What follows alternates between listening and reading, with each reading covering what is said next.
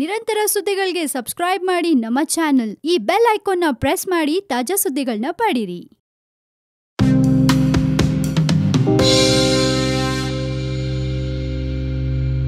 Hello, ನೀವು ನೋಡ್ತಾ ಇದ್ದೀರಾ one India Kannada YouTube channel. ನಾನು ರಶ್ಮಿ.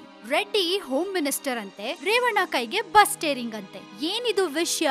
ಅದೇನು ಅಂತ ಹೇಳ್ತೀನಿ ನೋಡಿ. ಮುಖ್ಯಮಂತ್ರಿ ಸಿದ್ದರಾಮಯ್ಯ ಮನ್ಸಲ್ಲಿ ಏನಿದೆ? ಸಂಪುಟದಲ್ಲಿ ಖಾಲಿ ಇರುವ ಸ್ಥಾನಗಳನ್ನ ಭರ್ತಿ ಮಾಡೋ ಬದಲು ಇನ್ನೇನಾದ್ರೂ ಯೋಚನೆ ಇದೆಯಾ ಅವ್ರಿಗೆ? ಮೂಲಗಳ ಪ್ರಕಾರ ಮುಖ್ಯಮಂತ್ರಿ ಸಿದ್ದರಾಮಯ್ಯ ಅವರು ಮತ್ತೊಮ್ಮೆ ಸಂಪುಟ ಪುನರ್ರಚನೆ ಮಾಡುವ ಉದ್ದೇಶ ಹೊಂದಿದ್ದಾರೆ ಅಂತ ಹೇಳಲಾಗಿದೆ. ಆ ಪ್ರಕಾರ ಸಾರಿಗೆ ಸಚಿವ ರಾಮಲಿಂಗಾರೆಡ್ಡಿ ಅವರನ್ನ ಗೃಹ ಖಾತೆ ಸಚಿವರನ್ನಾಗಿಯೂ ಎಚ್.ಎಂ. ರೇವಣ್ಣ ಅವರನ್ನ ಸಾರಿಗೆ ಸಚಿವರನ್ನಾಗಿಯೂ ಮಾಡಲಿದ್ದಾರೆ ಅಂತ ಹೇಳಲಾಗಿದೆ. ಹಾಗೇನೆ ಸಂಪುಟದ ಪುನರ್ರಚನೆಯನ್ನ ಸಣ್ಣ ಪ್ರಮಾಣದಲ್ಲೇ ಮಾಡಲಾಗುವುದು ಅಂತ ಕೂಡ ಹೇಳಲಾಗಿದೆ. ಕೆಲವು ಸಚಿವರ ಖಾತೆಯಲ್ಲೂ ಕೂಡ ಬದಲಾವಣೆ ಮಾಡಲಿದ್ದಾರೆ ಅನ್ನೋದು ಕೂಡ ಒಂದು ವರದಿ ಬಂದಿದೆ. ಸೊ ಸಿದ್ದರಾಮಯ್ಯನವರು ಮಾಡಕ್ಕೆ ಎಷ್ಟೊಂದು ಕೆಲಸಗಳನ್ನ ಇಟ್ಕೊಂಡು ಇದೀಗ ಮತ್ತೆ ಸಂಪುಟವನ್ನ ಪುನರ್ರಚನೆ ಮಾಡದಂತೆ ಸಾರಿಗೆ ಸಚಿವ ರಾಮಲಿಂಗಾರೆಡ್ಡಿ ಅವ್ರನ್ನ ಗೃಹ ಖಾತೆ ಸಚಿವರನ್ನಾಗಿ ಮಾಡ್ತಾರಂತೆ. ಇನ್ನು ಎಚ್.ಎಂ. ರೇವಣ್ಣ ಅವ್ರನ್ನ ಸಾರಿಗೆ ಸಚಿವ ಮಾಡ್ತಾರಂತೆ. ಯಾಕೆ ಬೇಕು ಇದೆಲ್ಲ? ಅವ್ರವ್ರ ಪಾಡಿಗೆ ಅವ್ರವ್ರ ಕೆಲಸದಲ್ಲಿ ಅವ್ರವ್ರ ಬಿಸಿ ಇದ್ದಾರೆ.